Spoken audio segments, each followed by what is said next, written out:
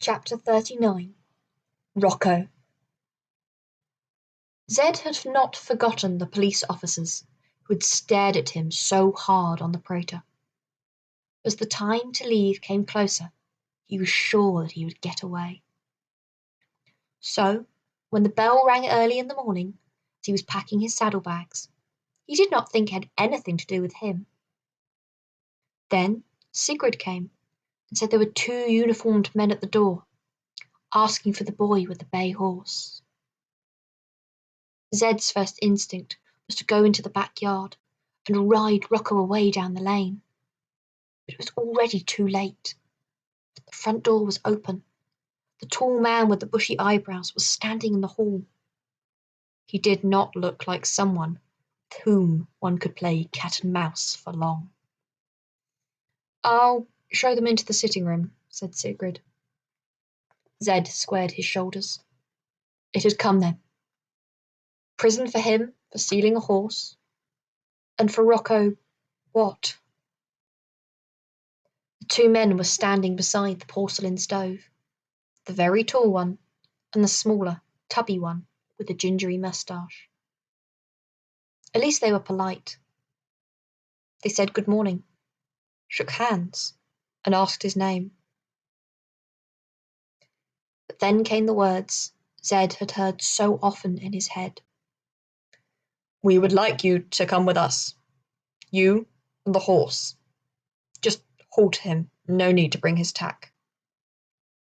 So they weren't just going to charge him. They were going to confiscate the horse. "Come along, boy. We have a lot to do." There was nothing for it. Zed led them out of the house and into the courtyard. Rocco was not a vicious animal. He could bare his teeth as threatening as the next horse when he wanted to. Now, however, he let Zed down badly, rubbing his face against the uniform sleeve of the tall man as if he was meeting his oldest friend. Zed slipped on the halter. His hands were clumsy.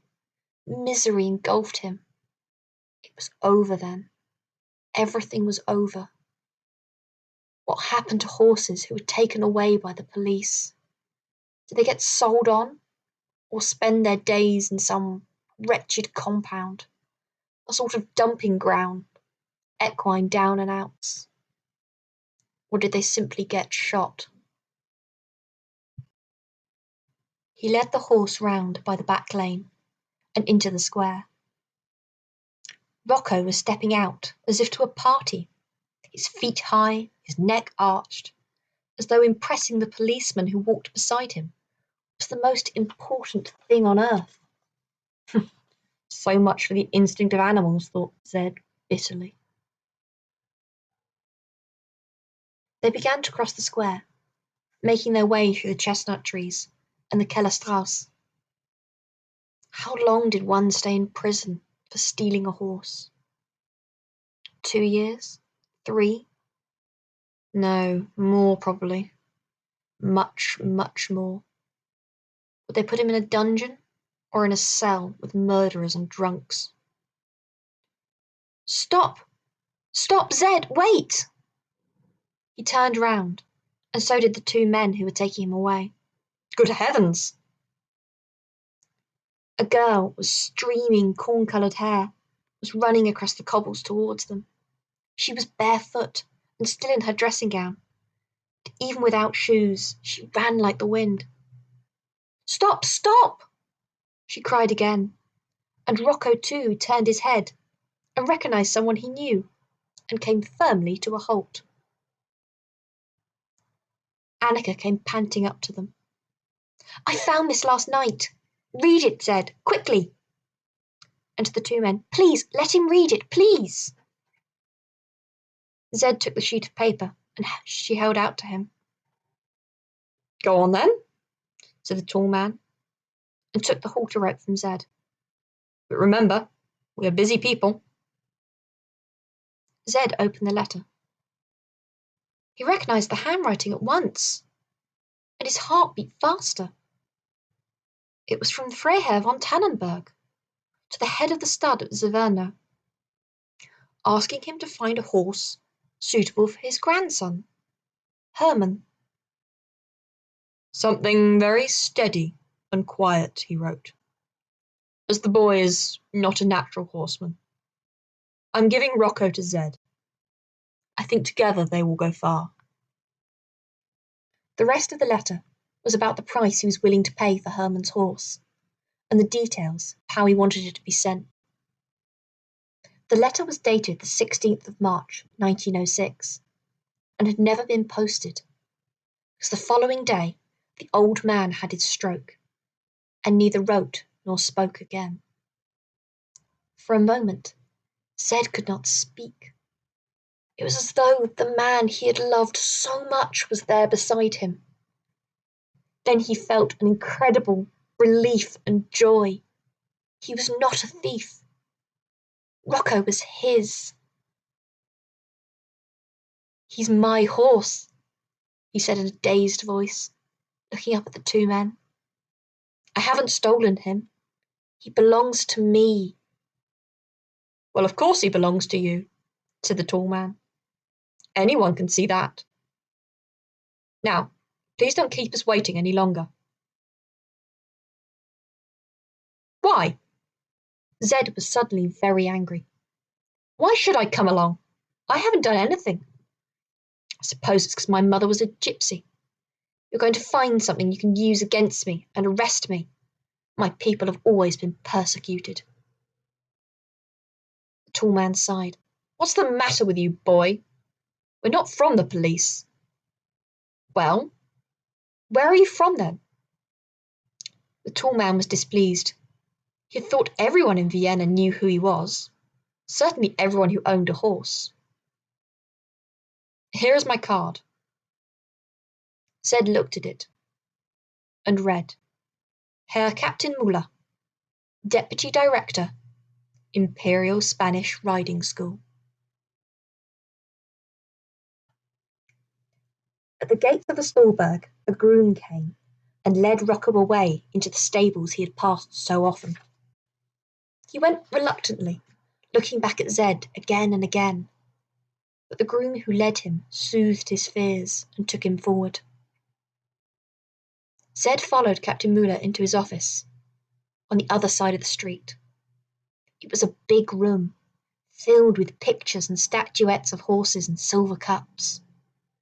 On the walls was a tapestry of trophies and rosettes, citations from the emperor, and signed portraits. The captain sat down behind his desk, and the man with the ginger moustache got out his pen, ready to take notes. I want to ask you a few questions about your stallion. What is his name? My stallion, thought Zed dazedly. Mine. Rocco. His full name is Rocco Florian d'Auvergne. The captain exchanged glances with his assistant. Do you know anything about his pedigree? Where was he foaled? He comes from the stud at Saverno, in Hungary. My father was the manager there till he was killed. What was your father's name? Tibor Malakoff. The two men exchanged glances. It begins to become clear, the captain said. I met your father once or twice. A man who knew his job. He died trying to stop a fight, I believe. Yes. And Rocco was foaled there? Do you know his dam? She was a mare we got from a man called Count Halvan. He used to get horses from the stud at Lipiza and cross them with Arabs he bought from a breeder at Cadiz. They'll have the papers at Saverno. So, one could be certain of some Lipanza blood. A quarter. The captain was speaking in a low voice to his assistant. That might be enough to get it past the committee. He turned back to Zed. Now, tell us how you came by him. Tell us everything you know about the horse. So Zed told them. Told them about the visit of the Freiherr to the stud and the finding of the foal. Now that he was no longer afraid of being branded a thief, he told them everything. About his efforts to stop Hermann riding him, about the Freiherr's death. But you yourself have been riding him and training him. I had to ride him up to a point. I rode him to Vienna, but he's very young, just 4, and I didn't want him to do unnecessary tricks. The things he does were mostly the things he wanted to do. He likes learning things. Captain Muller nodded. And the levade he performed in the Prater, the one that saved the life of that little boy? Did you teach him that? Zed flashed. Not really. He likes to rear up and, well, I suppose I moved my weight a bit and showed him how to hold it. But I know horses have to be trained very carefully, and that's a movement that needs their muscles to be mature. With the boy in the Prater, it was mostly his instinct. It's true, horses don't trample people if they can possibly avoid it. But I think there was rather more than instinct at work there. There was a knock at the door, and a messenger in a brown uniform with brass buttons put his head around the door. Here's the report from the stable, sir. The captain took it and read it in silence. Then he said, This is only the result of the first quick examination. But it confirms what you said. The horse is 4 years old and in good shape physically. And they found the Zaverno brand on his withers. The captain leaned back in his chair. I wonder, he said slowly, if you know the story of the Emperor's horse. No, sir. I don't know if it's a true story. Nothing is written down about it. But it's part of the heritage of the Imperial Spanish Riding School. He folded his hands. As you're aware, it is only the white stallions that are trained to become formers and to learn the airs above the ground. And even then, of all the stallions bred at Lipizza, only a very few are suitable for the training. The work is incredibly hard for both the horse and the rider, and it takes years of practice. A horse who doesn't enjoy the work is not suitable. Such horses are sent back to Lipizza or to our farm near Piber, and either sold as riding horses or kept for stud. So you will see then that the horses we have here are all greys. The white horses of Vienna, that is our trademark, you might say. But in every performance now, there is just one horse that is not white. A horse that performs along with the rest, a bay horse. And it is known as the Emperor's horse, because having it in the troop is supposed to bring luck to the Imperial House of Habsburg and to the city. Apparently, many, many years ago, there was an epidemic at Lipizza, and a great many of the horses died. It was impossible to send all the greys they needed in Vienna, so the manager sent along one bay. He was called Siglovi Rodina.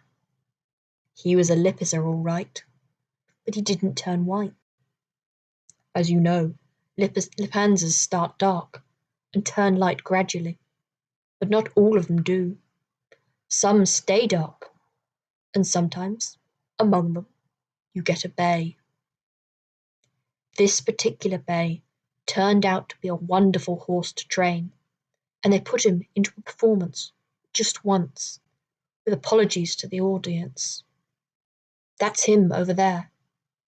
He pointed to a picture on the wall behind him. But he was a great success, and that year none of the horses at Lipizza died.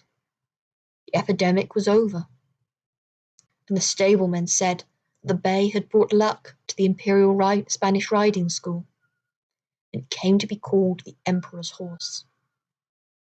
One year they couldn't find a bay, but all the horses they used were white, and that was the year the Empress was assassinated. And another year, when they didn't use a bay, the Crown Prince died. Since then, we've always tried to find a bay to work along with the rest.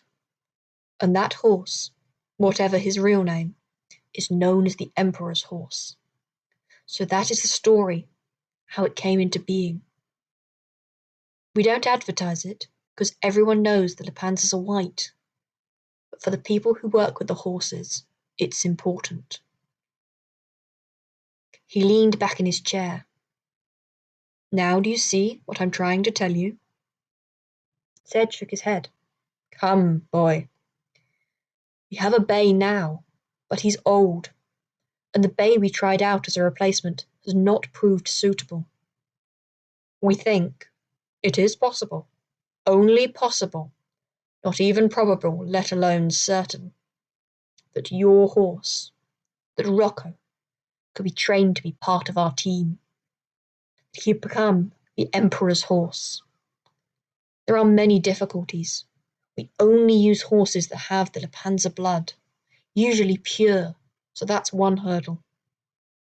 There are always sticklers for the letter of the law, and he might prove to be quite unsuitable after further training. But the question I've brought you here to answer is this. Would you be prepared to give Rocco to the Imperial Spanish Riding School?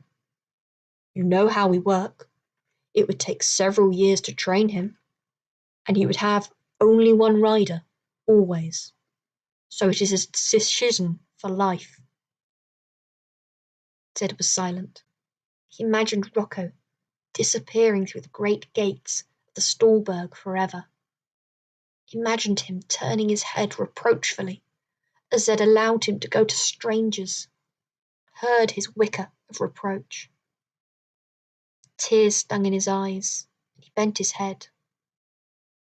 But he knew what he had to say. He had owned Rocco knowingly only for a few hours, and now he must let him go. Rocco is a person who happens to be a horse, he had said to Pauline. How could he deny him his chance? He swallowed the lump in his throat. Would I be allowed to see him sometimes? To talk to his rider? Or is it not allowed?